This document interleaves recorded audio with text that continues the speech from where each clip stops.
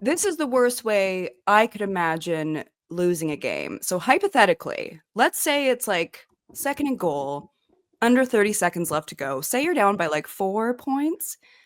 Say your team has a really great running back, like a Marshawn Lynch-esque Oh, no. running back. Oh, no.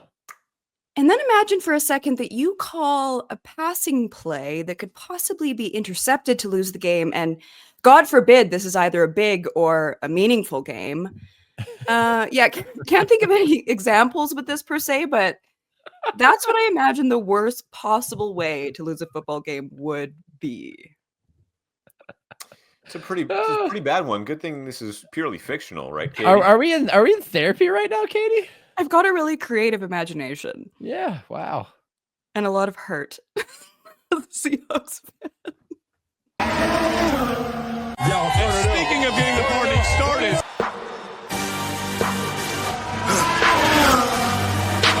For the victory lap, though. They ain't never seen nothing like this before. Lit the room when I came through the front door. Ask me if I stress overcome, what for? Train in the trees, please pardon my sycamore. Touch burning sands, cross lands, and stormy shore seasons in the year, yeah. Switch gears, with keeping haters in the rear.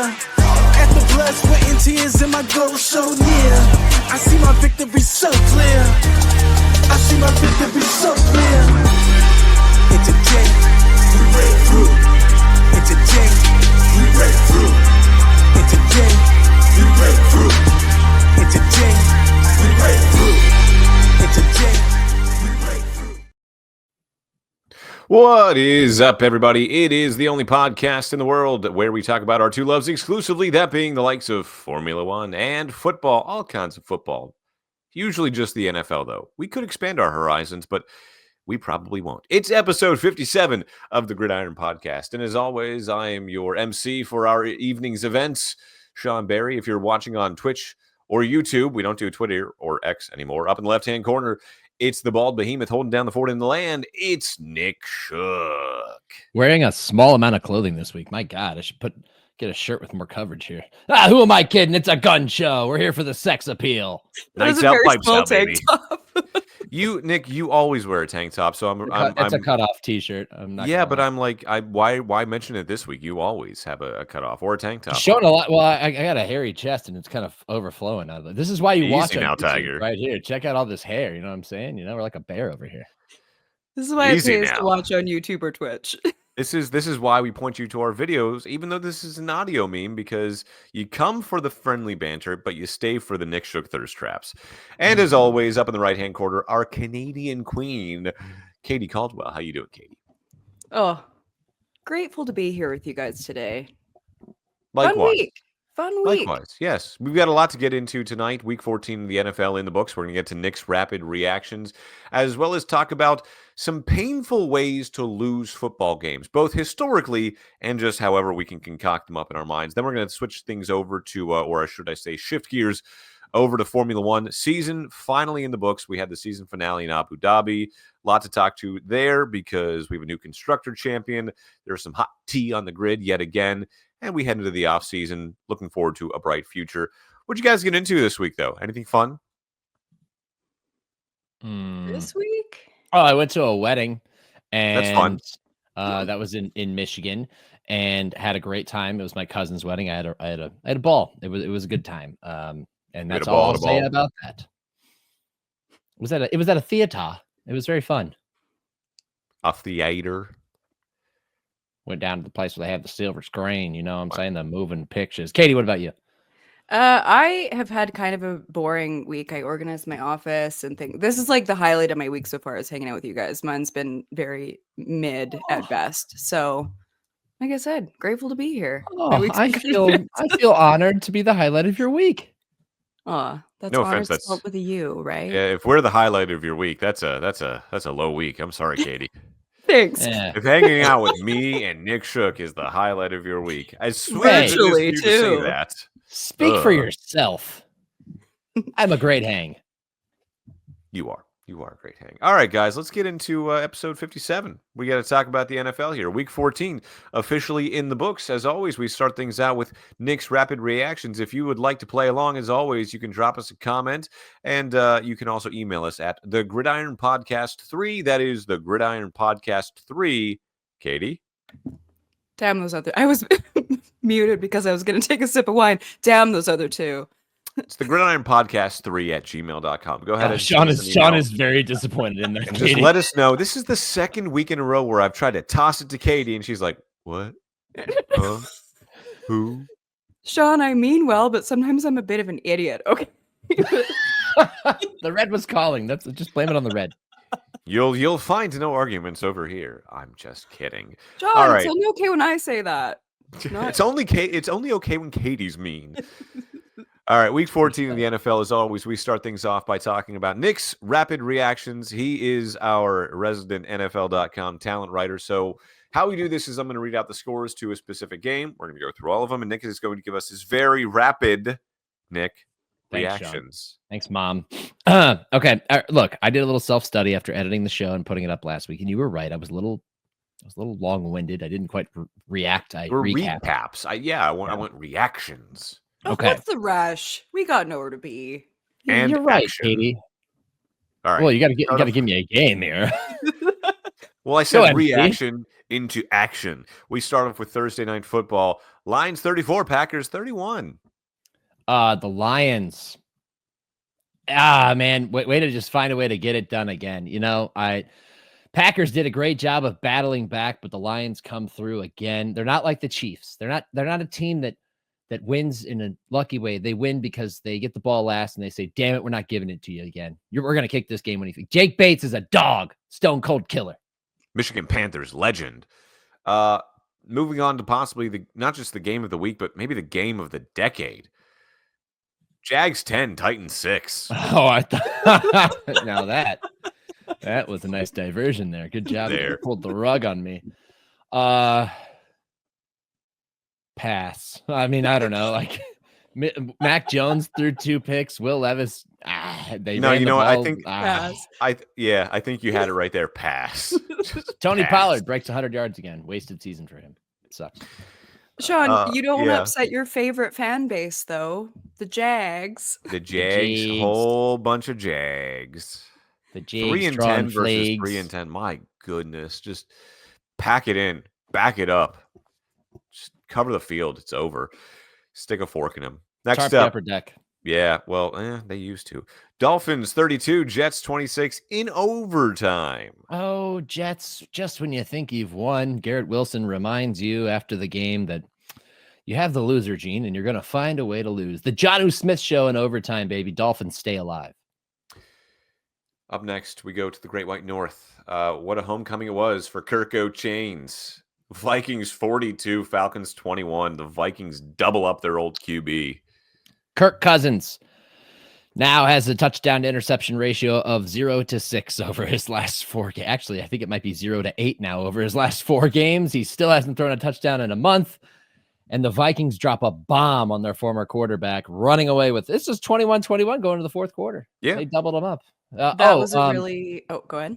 Well, I just want to say Sam Darnold, 5 touchdown passes. Jordan Addison, 3 touchdown receptions. Vikings soaring much higher than the Falcons, and they don't even have wings.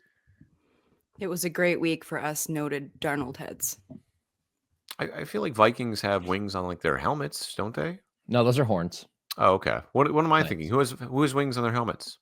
The Eagles and the Falcons. Valkyries. That's what wings on their helmets. There we go. Battlehawks All right.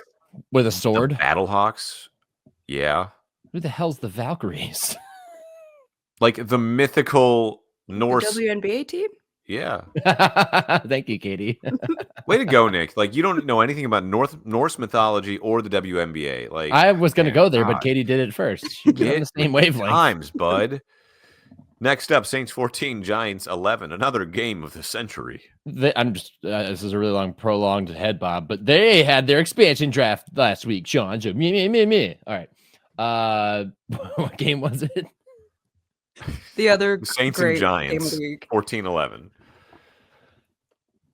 I can't pass twice. The Giants stink, man. Drew Lock is not a good quarterback. Derek Carr got hurt. Saints won. God, we're at that point in the season now where there's games where I'm just like, I don't give a shit. Just don't care about either of these teams. Rizzy, the interim head coach, got in a little bit of hot water for going off as punter, but they still won the game.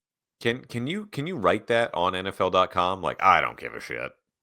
Not so explicitly, but yes. It's how we all feel. It's how the fan base feels. Yeah. Probably how the players feel to a certain extent. I gotta find reasons for them to continue paying attention, right? And Drew Lock is not one of them. You know, in this season of the holidays, one of my favorite movies, and definitely my favorite Christmas movie, guys, by the way, is A Christmas Story. And one of my favorite scenes is when Ralphie's mom tells Randy, Ralphie's younger brother, to stop eating with his food or stop playing with his food and eat it. Eat it like the piggies do. I feel like the Philadelphia Eagles could have learned a lesson from Ralphie's mom because they played with their food a long time. But the Eagles did beat the Panthers 22-16. You know, it was a close game. The Panthers are fun to watch, man. They're very fun right now. Bryce Young threw a pick, but he still looks good. He actually should have had a touchdown pass if Xavier Leggett could hang on to the football all the way to the ground. They kind of should have won that game. The Panthers should have. But the Eagles hang on. And then there's like a bunch of discontent in the locker room between AJ Brown and Jalen Hurts afterward. Jalen Hurts threw for like 100 yards, 108 yards. And yet when you watch the game, he actually made a lot of plays. And now I'm recapping. But like what I want to say is the Eagles win again, but the Panthers are a really fun watch. And I enjoyed watching that game on replay. Adam Thielen is looking very good this season. Are we starting to see a little Jalen Hurts? I don't want to know what the adjective is. Hate? Some questions surrounding Jalen Hurts? Uncertainty from the NFL world, some uncertainty. Yes. Well, for the stat watchers, but they send the same uncertainty in the direction of Patrick Mahomes. If you watch the freaking game, you can tell. I mean, yeah, he hasn't thrown for a lot of yards. He hasn't had to. They have Saquon Barkley. Just like Patrick Mahomes doesn't throw for a ton of yards, but he finds ways to convert third downs and he finds ways to get you in the field goal range and win a game. Like, sorry, it's not all pretty, guys. Sorry, you can't catch everything on a highlight reel, but they're still, Eagles. I mean, the Eagles have won like 9 straight. Let's not complain. Speaking of highlight reels, Kadarius Toney's low light reel got him canned today and waived from the Cleveland Browns. Speaking of the Browns, they lost to the Steelers 27-14. That was an interesting transition, Sean. Steelers get off to a slow start, but Russell Wilson finds it with a hot third quarter for Russell Wilson. Ends up with 2 touchdown passes, and the Steelers went away with it. Look, Sean, I'm just going to take you to task real quick. You said, because I said the Steelers won't lose to the Browns in Pittsburgh. And you're like, that's what you said earlier this season. The Steelers haven't lost to the Browns in Pittsburgh in the regular season since 2003. Okay? That was a Sunday night football game. The Browns wore orange pants. Okay? I remember that game. I was 12. I'm 32 now. Okay? Actually, I was 11. Point being, I can't do math. I remember my entire junior and senior high school life. The Steelers actually didn't lose to the Browns until the final game of my senior season.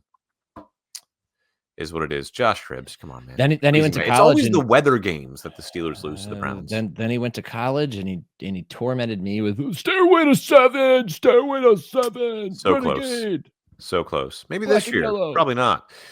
Down here in Tampa Bay, the game I got to cover, Buccaneers 28, Raiders 13, another second half surge, let's call it. You want to talk about playing with your food? Buccaneers play with their food for a little bit. Baker has an interceptions problem. Baker has a problem with giving up on football plays and not taking a sack here and there. First interception was a great play by Caleb Von Chason. The second one was Baker just not giving up on play. But the Raiders suck, and Aiden O'Connell got hurt, and eventually the Tide and they won again. It's getting interesting in the NFC South, my friend.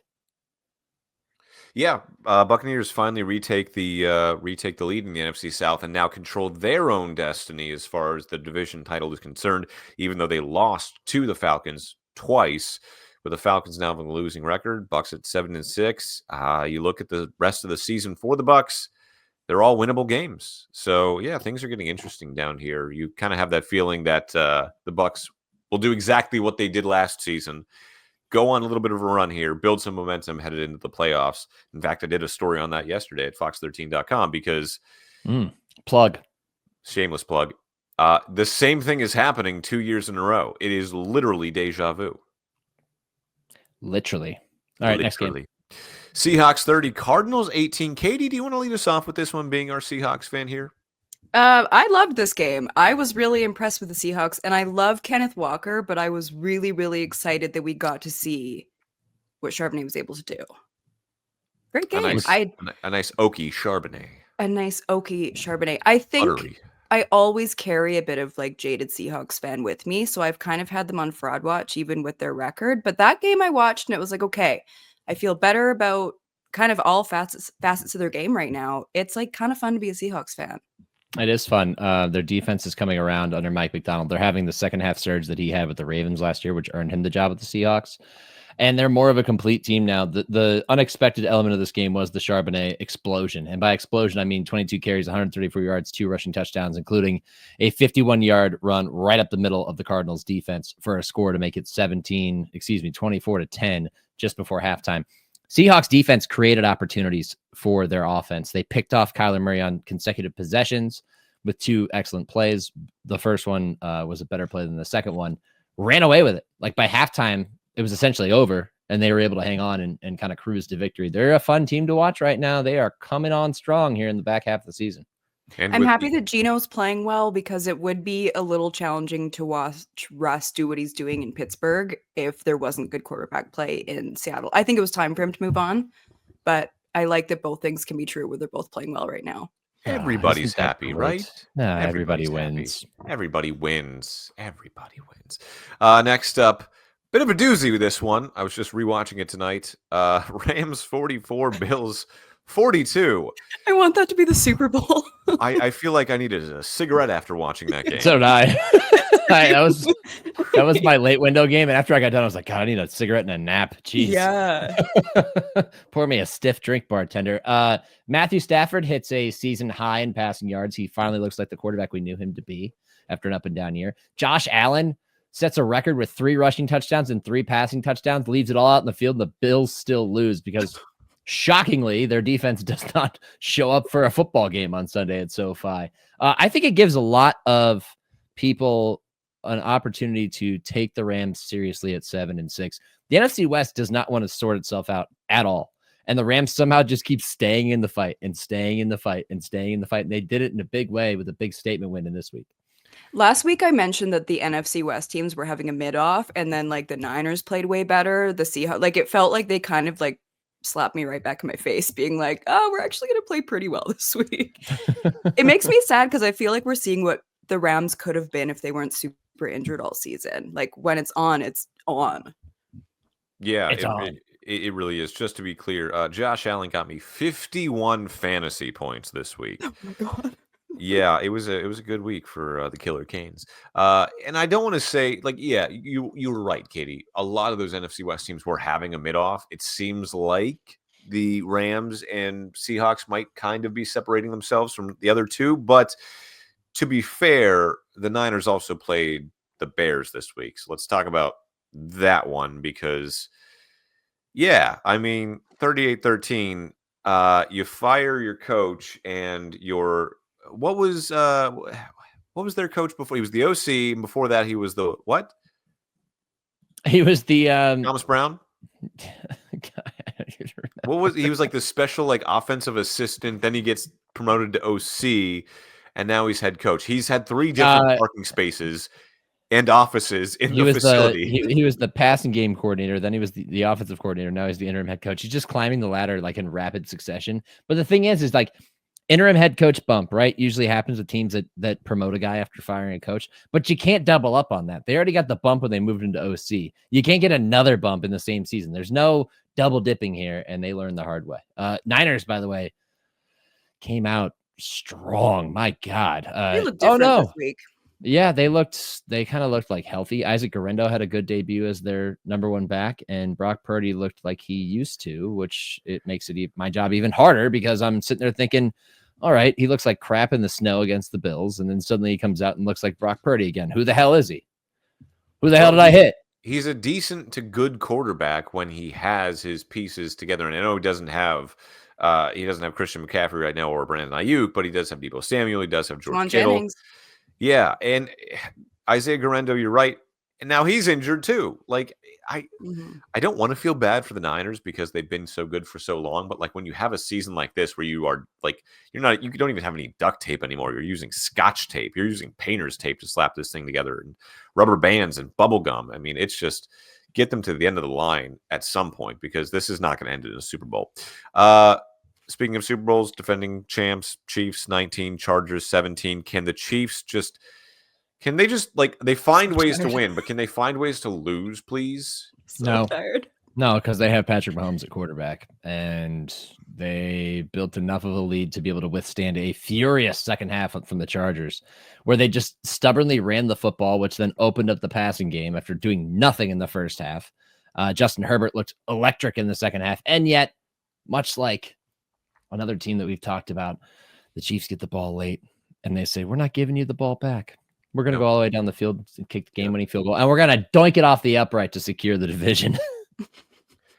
It's a bank shot magic to win the division. Dark magic.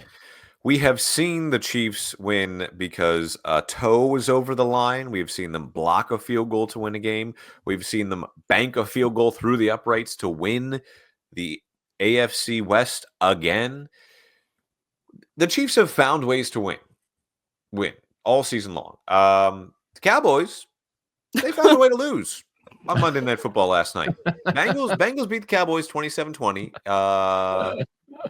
Nick, yeah, you know what? This can be an actual recap for you. Go ahead. Sean, that's Go why ahead. you're a pro. That's a great transition right there. That was top notch. The Bengals let the Cowboys hang around. Rico Dowdle put up a career high for a single game with 131 rushing yards. It was 20-20 for a while. And the Bengals looked like they were not going to mount a last-minute push. They had to punt, and then they punted, and then they ended up with the ball, which is not how punts work. But when you're playing the Cowboys, that's how it works because it was blocked. Armani Oruwariye touched it, which then made it a live ball. The Bengals recover, and then a few plays later, it's death taxes and Joe Burrow to Jamar Chase. A long touchdown pass on an out route, which Or Lisa 40 Simpson, yards. if you were watching the Simpsons broadcast. Yes, Homer Simpson throwing a touchdown pass in the form of Cooper Rush to CeeDee Lamb early in that game. And an out route goes 40 yards for a touchdown, and the Bengals hang on because Cooper Rush is never gonna lead a game-winning drive because he's Cooper freaking Rush. Cowboys, don't know what to say. Tough year for you. Did you guys hear Jerry Jones talking about the situation after the game? I did No. not. I try First not of to all, listen to every Jerry time Jones when I can. Jerry Jones speaks, I feel like I'm going insane. That's been like basically like my entire life. In an interview, he said that it would have been better to field the punt or than to block the punt. And then he's sitting there and he's like, well, I'll be second guessing that one. It's like, how is this guy still the one that's making all of these decisions in this franchise? Like hearing him talk about that, and then he kept doubling down, and I'm just sitting there going, like, in what universe was that the mistake that you guys made? That you blocked the punt? That was the problem? Oh no. You got in there and blocked the punt. Oh no. You did your job. And I just get what like I get what he's saying. every decision they make, though, because I know that everything stems back to Jerry, and I'm such a noted Jerry Jones hater. It's just so frustrating watching the Cowboys play football. Like, it's like, even just like you talked about Rico Dowdle, why wasn't he like the number one back playing like this the whole season? Like, why were they dicking around, like splitting carries with Ezekiel Elliott, these things? And like, and I know that all of it goes back to Jerry, and then I hear him answer questions like that. I'm like, fire me into the sun right now. Like, what are we doing? And we have to watch the Cowboys so much because they're America's team. They're so frustrating. For all my Cowboys fan friends, I'm just so sorry. They tried to go through. Prepare the cannons. Load the Katie. Fire the Katie into the sun. Fire Gene Deckerhoff. Fire the cannons. Touchdown, Katie Caldwell. They tried to flex this game too and couldn't because of the whole Simpsons broadcast thing. That was funny. Like, they were stuck. ESPN was stuck with this stinker of a game. But we got an interesting ending because, as I mentioned, the Cowboys found a way to lose. Glimpses of Leon Lett back in 1993. Funny enough, Troy Aikman, obviously on the ESPN Monday Night Football broadcast, so he got to relive that. And it was funny. He's like, I didn't want to be the one to say it, but yeah, as soon as that happened, I remembered that. So that got us thinking, what are some inventive ways to lose football games? They can be historical, or they can just be off the top of our heads. Who would like to start? Katie. I'm happy to go. This is the worst way I could imagine losing a game. So hypothetically, let's say it's like 2nd and goal, under 30 seconds left to go. Say you're down by like 4 points. Say your team has a really great running back, like a Marshawn Lynch-esque running back. Oh, no. And then imagine for a second that you call a passing play that could possibly be intercepted to lose the game. And God forbid this is either a big or a meaningful game. Can't think of any examples with this per se, but that's what I imagine the worst possible way to lose a football game would be. It's a pretty bad one. Good thing this is purely fictional, right, Katie? Are we in therapy right now, Katie? I've got a really creative imagination. Yeah, wow. And a lot of hurt. Seahawks fan. Oh man. I suppose I'll go next. Imagine it's 4th down and about half the field to go, and you deflect the pass, right? Ball down the field, and it deflects off your helmet. Game over. Except someone apparently picks up the ball and runs 50 yards down the field and scores as time expires. But there's no camera angle to definitively say that this person caught the ball. Years later, he still says, I caught the ball, and then winks at you, as if he's telling you a little secret. That'd be a pretty bad way to lose a game, I think. Oh, Sean admitting that the immaculate reception may have not actually been a catch. Huh. Oh, no, it absolutely was a catch. I'm just saying from a Raiders fan perspective, that's a pretty bad way to lose a game, don't you think? Sure. And Imagine while we have this conversation, Falcons fans everywhere are just single tear running down their cheek, chanting 28-3, 28-3. They're like, talk about us. Nope. You have actually, it's funny. I was at a Cavs-Hawks game a few weeks ago, and the Hawks beat the Cavs, and the Cavs only had 1 loss prior. And some dude was a Hawks fan, like 3 rows behind me, and I could hear him cheering as it was clear that the Hawks were going to win. I'm like, turned around and finally looked at him, and I was like, yeah, man, good game. He's like, yeah, we beat y'all busters. And I went, hey, you know what, though? I just got to say, 28-3. And he just looked at me and he went, man, damn, why you got to do that to me? And just walked out. It's like, boom. I'm honestly surprised that he couldn't come back with anything. I mean, like, he's talking to a Browns fan. No, yeah, but the Falcons haven't experienced much success either. I mean, True. Imagine Nick, the Super Bowl and losing to John Elway. Imagine you're a bad football team, but somehow you ended up on Monday Night Football, and it's cold, and it's late in the season, and a veteran journeyman quarterback with enough jerseys from his time in the NFL to give to all of his kids to wear to school on Jersey Day is leading your team until he isn't, because he breaks his collarbone. And with that broken collarbone sidelining him, they turn to another backup whose name sounds more like the name of a rural car dealership than an NFL quarterback. And somehow you're still in the game, and he leads you down the field in a tie game. And before you know it, you're in field goal range. Now, you don't have to try that field goal, but shoot, why not? What's the worst that could happen? You come up short and go to overtime? Sure, let's give it a shot. And you line up for the kick, and it gets blocked. Oh no, it's been blocked. We're going to overtime. But wait, the kick block unit recovers the ball. And before you know it, they're throwing blocks down the field, and the guy with the ball is running down the sideline, and nobody's in his way. And he returns the block kick all the way for a touchdown as time expires, and you lose on prime time in a terrible season and send your fans to such a sad ending that one of them tears his jersey in half as he walks out of the stadium. Couldn't be me. Couldn't imagine that. Couldn't say that I was in attendance for a game like this. Never. No, I wouldn't have such. Can you give me specifics? I need to remember this game now. This was Browns-Ravens Monday Night Football 2015. I need to look that one up again. See, as soon as you're talking about a million kids, I'm like, okay, Phillip Rivers. And I'm going through my list. Yeah, it had to be Phillip Rivers, right? No. It was Josh McCown.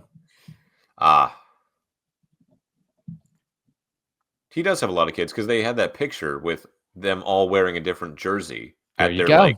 I think at high school. Or no. I think it was one of his daughters brought like a bunch of his different jerseys, and like her and her friends wore them to like Jersey Day at school, and there was like 15 of these jerseys. Nick, I've got one for you, and this is a hypothetical. This isn't a historical one. It kind of is. It blends into it. But Nick and I went to Kent State University, proud Golden Flashes. Doesn't matter if we're the worst football team in the country. Oh no, he's gonna do it.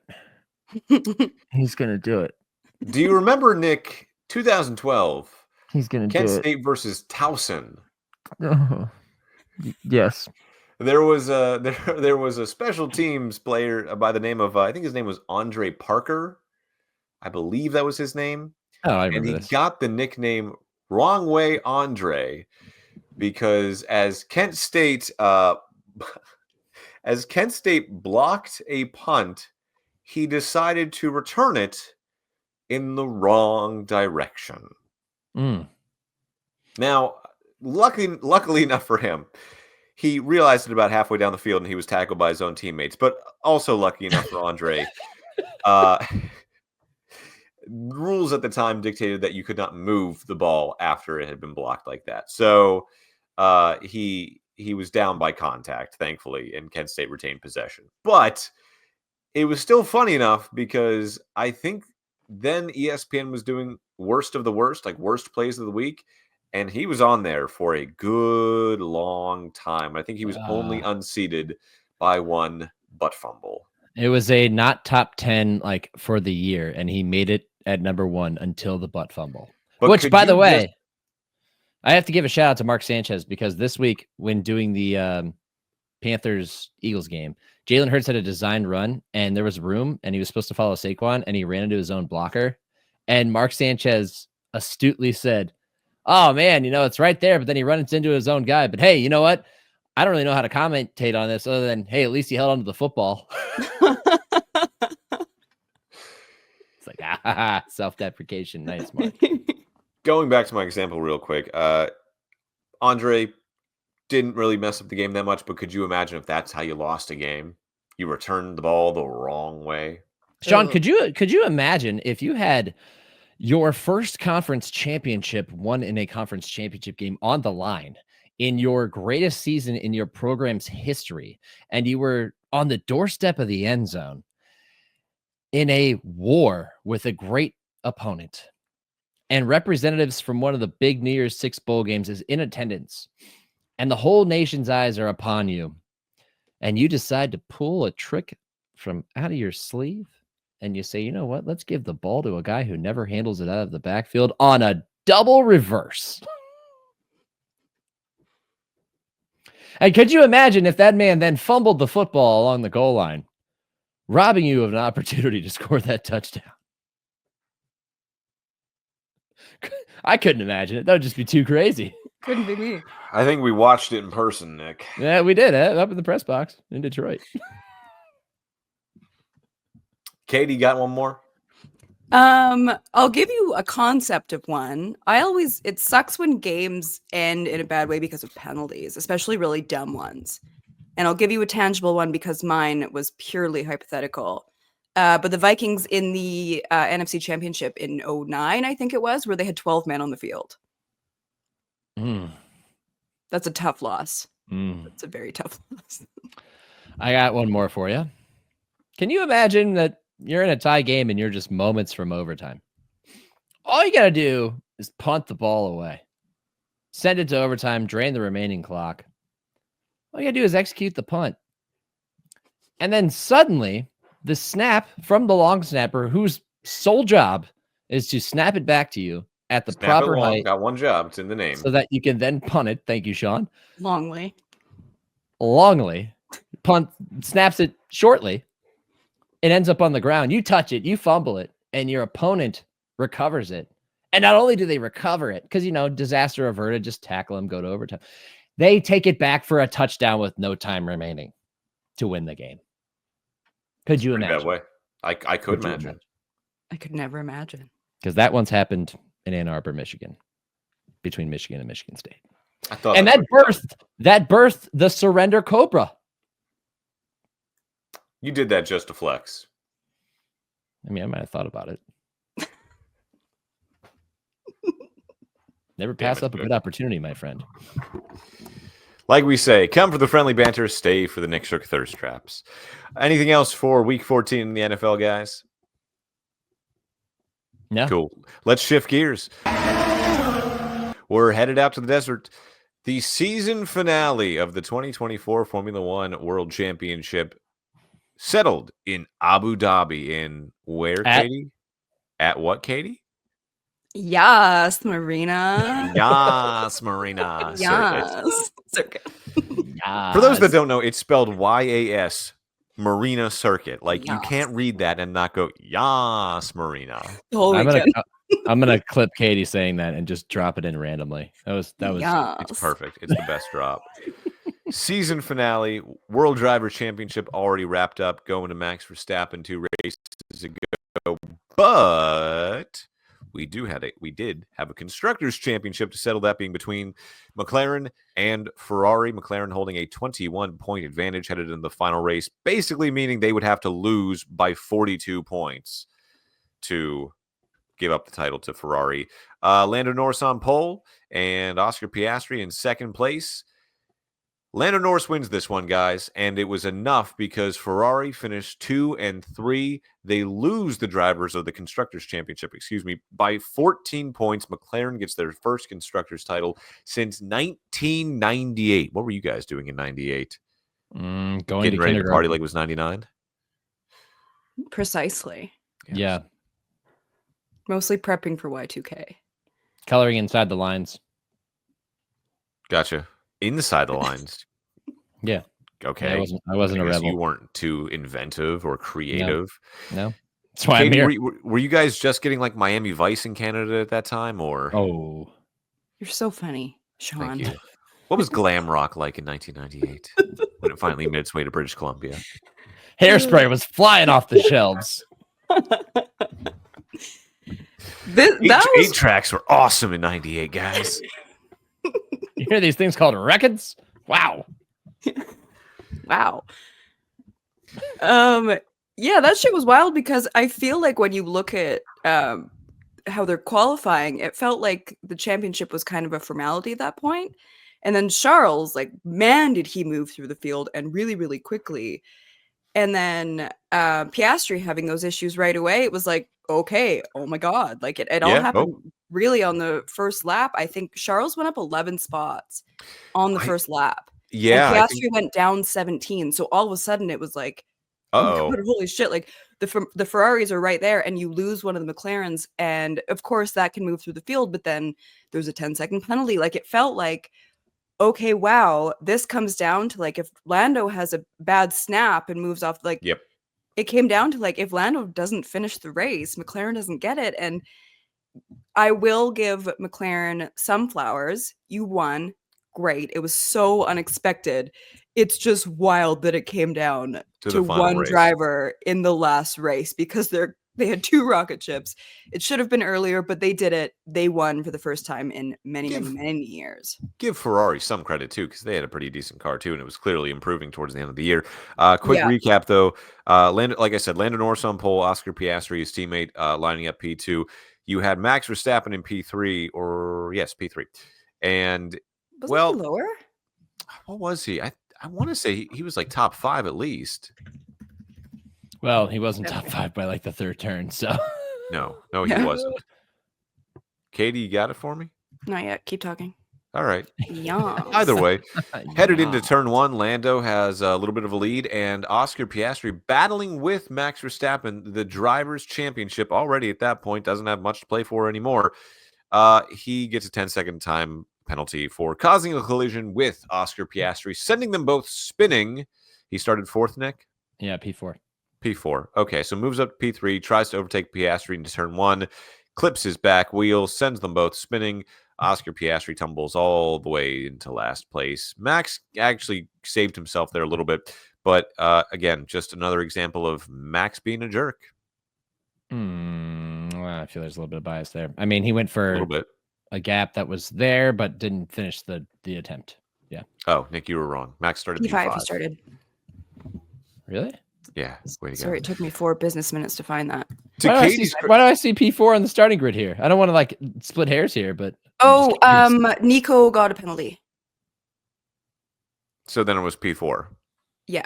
Okay, qualified P5, Nico Hulkenberg, which I was really hoping for a Hulk podium. Wow. I was really hoping for a Haas and Hulk podium because it was possible. Me too. It was possible. To Katie's point, though, Charles Leclerc started P19 because he had to take a new battery and got a 10-place grid penalty. He drove his you-know-what off. He drove his Monegasque peach off. His peach. He drove his Monegasque peach emoji off. I'd like to see my because he finished P3. Yes. Yeah, he drove his Monegasque peach off at the Yas Marina circuit. And the entire crowd was screaming, Yas, Charles. By the way, quick side note on that. When you were like, and where was this race, Katie? I'm like, this wasn't the Dutch Grand Prix. That's a callback. Dutch. Where are we going? Dutch. Anyways, they're almost done there. I think they only have one more race there before they leave. Yeah, they're getting out of the Netherlands. We digest. Exactly. Crazy race, though. Sergio Perez, his tenure at Red Bull is up in the air. We say that every week, though. His race comes to a premature end, as does Valtteri Bottas's and Franco Colapinto. None of them finished the race. None of them are probably going to be back with their team next year. We already know Bottas isn't. We already know Colapinto isn't. But Sergio Perez still kind of up in the air. I mean, he's signed through next year. But yeah, one stat I did hear from the P1 podcast is if you take the points differential from every team, like Oscar versus Lando and Alex Albon versus Franco Colapinto and Logan Sargent, you add all those point differentials. You add, thank you, Katie. You add all of those point differentials up, and it still doesn't equal the gap that Max was able to build on Sergio Perez. That's insane. That's so wild. That doesn't even sound real. That's so wild. It is real. I know it is, but yeah, that's insane. He did the math. Do we think Sergio comes back next year? No. No. How can you? They lost the constructors when they very obviously should have won both. Is it a point of stubbornness, though, that if you're Sergio Perez, you say, I'm sticking with it. You signed me and I can do this. Like, obviously, he's not going to have enough self-doubt to think that he can't do this. But, I mean, my man, you can't do this. I don't know if it's up to him. Yeah, first off, that's a great point. And secondly, any competitor is going to try to compete until the very last opportunity. But at the same time, you're usually the last person to know when you've lost it. I think that everybody on the planet knows he's lost it, including him. So walk away with a little bit of grace. I have fond memories of him going from last place to first place at Bahrain back in 2020. Just what he was able to do later on in his career and the name he was able to make for himself. It's sad to see him go out this way, but at the same time, let someone else try and fail to be Max Verstappen's teammate, because that's the rule, not the exception. Can we talk about that for a sec? Because it sounds like everyone is saying, oh, Liam Lawson, Liam. Like, it sounds like he's pretty automatic to step into that.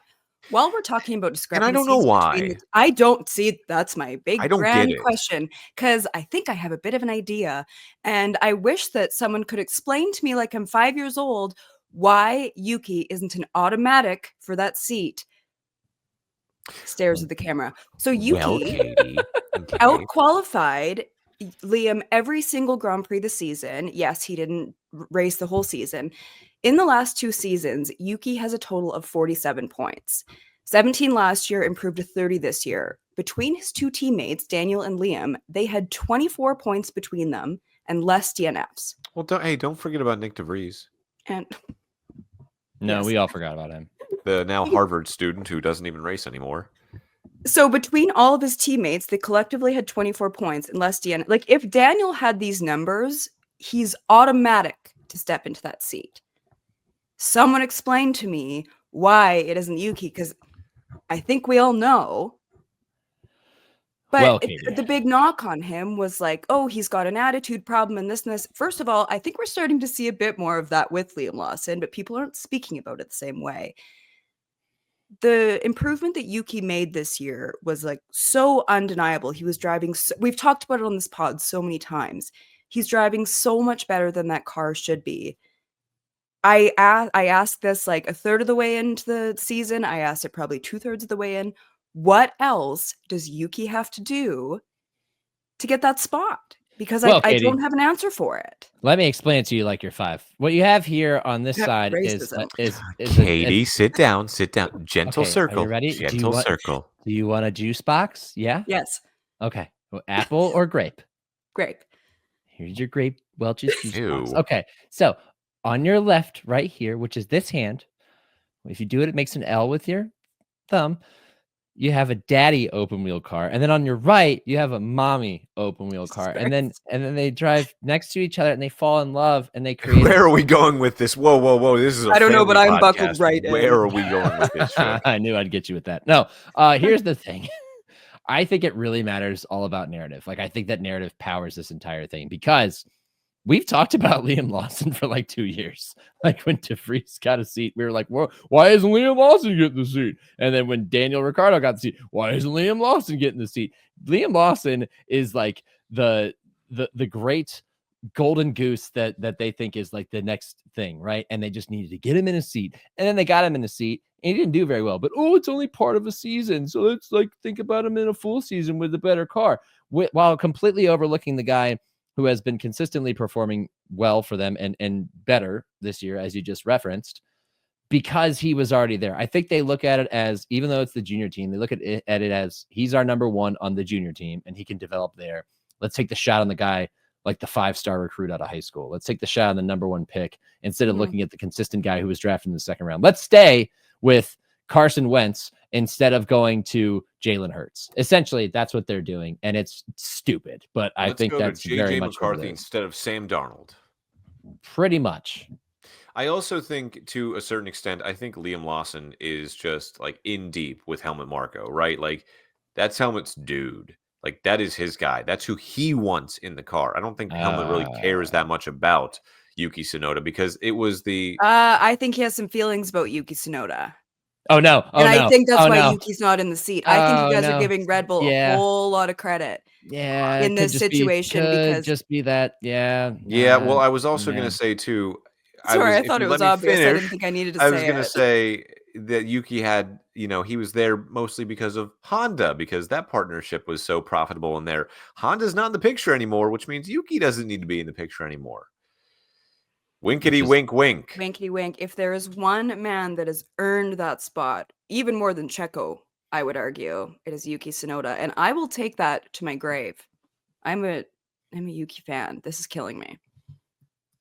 I'm with you. We stand for Yuki. And we stand for Yuki too, without the D. Honestly, I don't even think it would matter who you put in that car next year of the two of them, because I think one of them is just going to get Pierre Gasly and the other one's going to get Alex Albon. And eventually we're going to find that Carlos Sainz is going to find his way back. I'm also not confident that Max is going to be in that car next year. I think he'll be in it next year. I'm not confident in that. Max becoming Daddy Max. Yes, I think there is a world where he goes on a permanent Max-ternity leave. I think Max could retire. I don't know if he retires this time around or if he retires before the new regulations. Like, I don't know if he would do it. It's possible. I mean, this sport is so insanely dramatic that it forces us to talk about it year round, even when these guys aren't racing. So how many did Lewis win in a row? 4? World championships? Yeah. 17, 18, 19, 20. Yeah, 4. Max can go for 5 straight next year. That's incentive to come back. There's a big part of my gut that is leaning more and more. Like at the beginning of this season, that would have felt outrageous to even open up that conversation. I think there's a world where everybody's saying Checo or Liam, Checo or Yuki. What if it's and? Checo or Carlos. Checo and Liam Lawson. No, Checo stinks. But But when he signed the contract, we already knew that. We were having this conversation about obviously he needs to be kicked out of that seat. And then we're on the podcast the next episode talking about how he signed a contract extension. Well, Is in that your close? theory, if Max walks away, then all of a sudden they have all this money to spend and they could maybe spend it on Carlos. Can you think of a more head I scratching? could see them doing that too, throwing a bunch of money at Williams. Throw the and bag Carlos. at him. Of Yeah. course he'd move.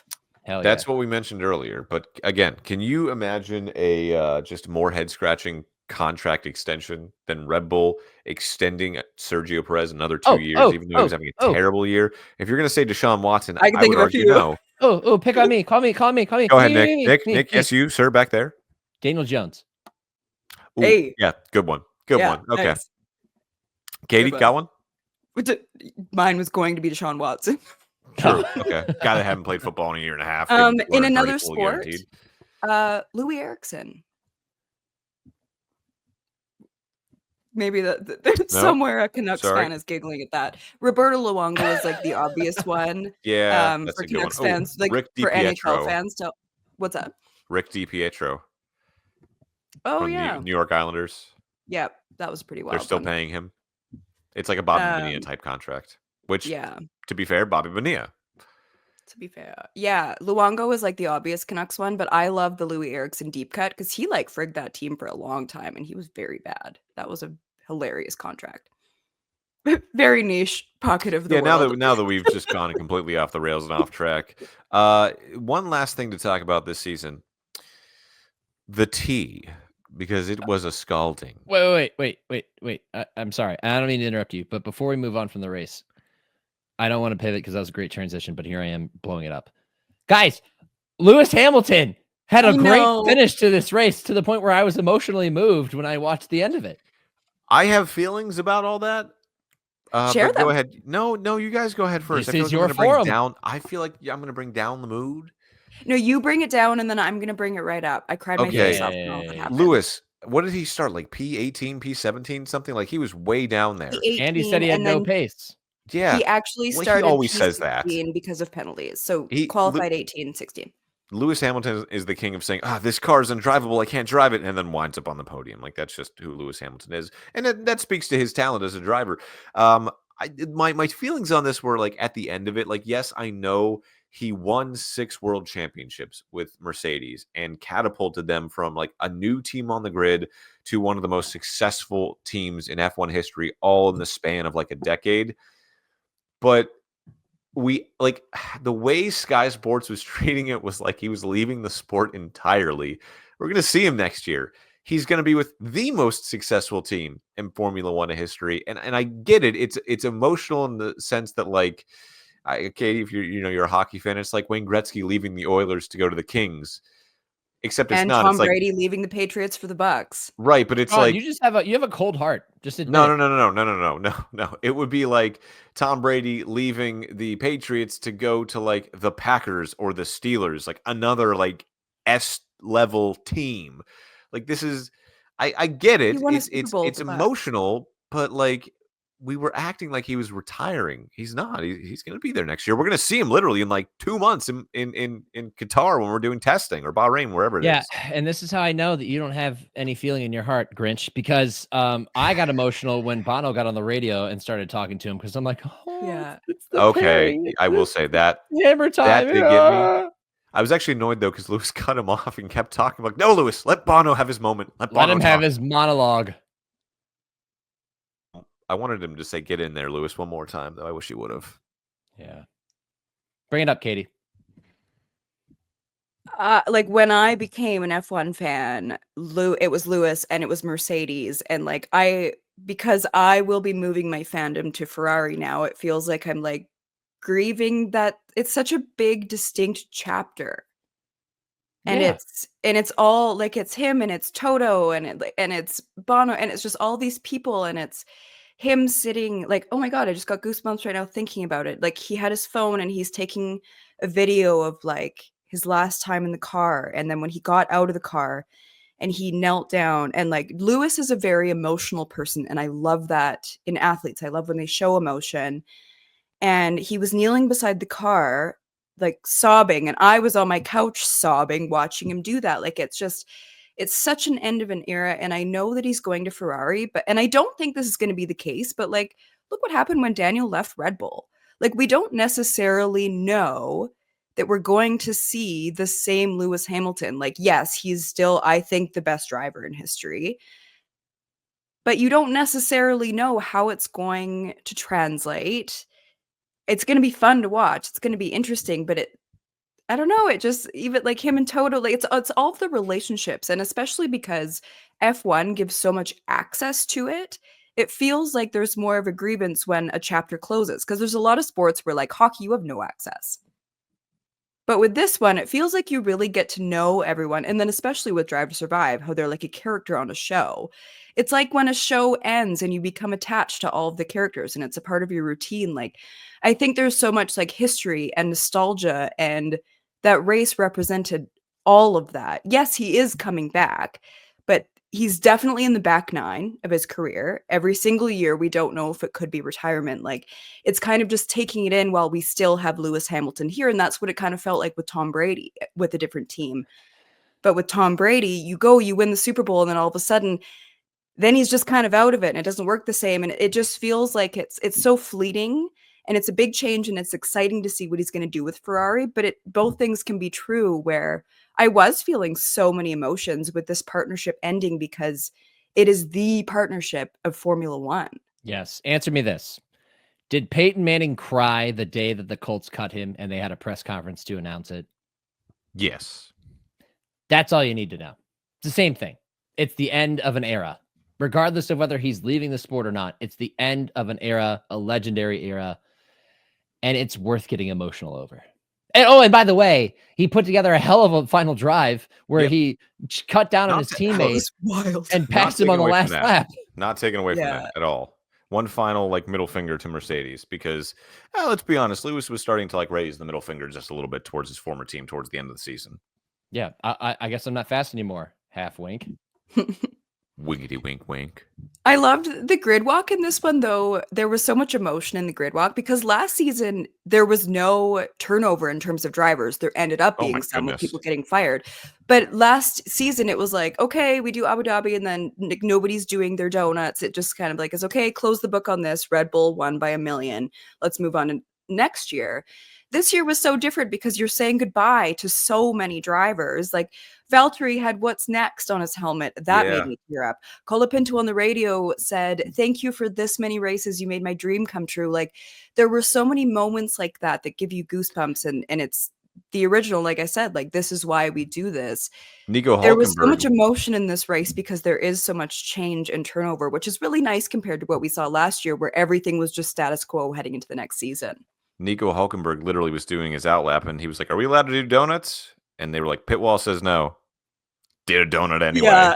Just does a random donut in a Haas. Yeah. Joe doing donuts, Katie. Like that stuff gets me. Like Joe, that's probably his final race in F1 for the rest of his life. Hold on. Let me recap this real quick. Like this will be our final thing about the race because yes, you have Lewis going from Mercedes to Ferrari. You have Carlos Sainz going from Ferrari to Williams. Franco Colapinto most likely out of a seat next year.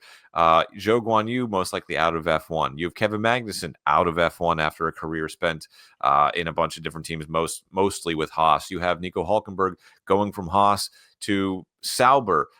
You have Esteban Ocon going from Alpine to Haas. Like you just have all of these moving pieces, potentially Sergio Perez's last race in Formula One, at least at Red Bull. You have so many, you're right, you have so many moving pieces that there was a lot of intrigue at the end of the race. Did you mention Sainz? And emotion. What's up? Did you mention Sainz to Williams? Yes, I mentioned Sainz, okay. Just want to make sure. Yeah. Last question I got for you, just real quick. The 2024 season, better than 2021? Ooh, that's a great question. No. I'm going to go with no.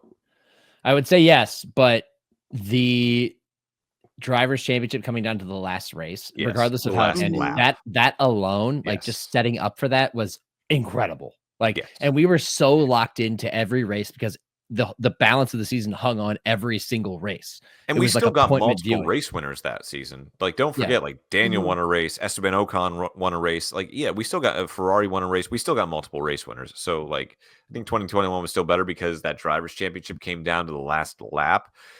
But that being said, this sets up what could be possibly the greatest season in Formula One history next year. I hope I don't have to eat those words. Like Lando said, next year's going to be my year. That's what he said. That was cool that he said that. I did like that. I think this one was better based on what our expectations were heading into the season.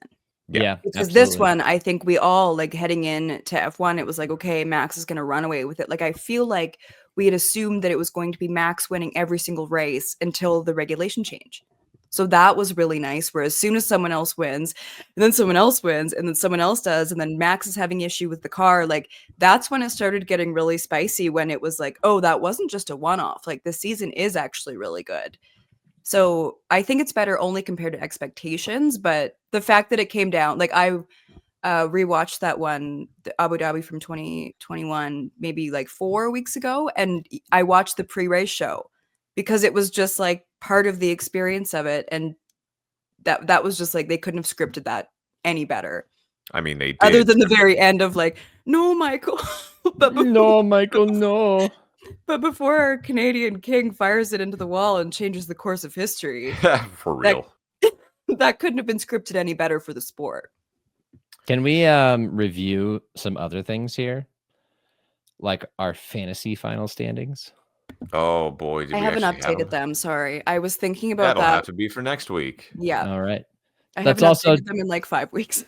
Oh, okay. All right. Well, then it's going to get interesting because I thought those are final season points. Katie, you've got some counting to do. I blew it. Passion Project narratives now that the season has closed. Katie's was the season of Alex Albon, baby. How did that go? 0 for 1. Yeah. Yep. Sean, flying colors. Just one goddamn McLaren win. You got we a got lot of those. 6? 5? How many did Oscar win? Just one, right? Real McLaren fan right there. Is what it is. Lando got 4. That's all I care about. And mine the constructor's title. Papaya rules, baby. Mine was Carlos Sainz revenge season, which I think he got enough. Yeah. I think that counts. Yeah, we'll give it to you. I'll allow that one.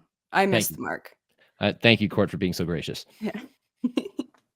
All right, guys. Anything else? We will continue to talk about the 2024 Formula One season in the coming weeks. We'll do superlatives. We'll do what to look for next. We're going to do a lot of stuff here. We're not going to stop talking about Formula One just because the season is ending. Again, we'll be in Bahrain testing in a matter of months. So anything else for episode 57? I feel like it's almost old news, the Max and George thing. I don't know. Yeah, it is what it is. It was fun for a week. Yeah, that's fair. We can go over the best tea of the year. Oh, Katie, I need you to take the lead. That sounds built for me. Yes, that is built absolutely. For you. Big B chimed in and said, "Do you even now?" No. Katie doesn't. She never did. Never did. Clearly. That's why we don't do it anymore. She never did. Katie won the war of attrition. She is the queen. All right. For Nick Shook and Katie Caldwell, I'm Sean Barie. This has been episode 57 of the Gridiron Podcast. As always, please like, subscribe, listen. Drop us an email at thegridironpodcast3@gmail.com. That's thegridironpodcast3@gmail.com. Yeah, right. It's a nice email. We do appreciate those emails because then we can get to read them out and maybe make us feel all warm and fuzzy inside. Oh, and Chris, I'll email you back. I forgot until this moment, but it's on my list. I'm going to email you back, but I know you're a regular listener, so I'll just tell you now. Chris, if you stuck around to the 63rd minute of this podcast, you're a real trooper, and we appreciate that. Good night, everybody. And as always, live life in the fast lane. And if you don't have anything, no, Nick. If you don't have anything to say, don't say it. Good night, Reagan. Right. And good night, Canada.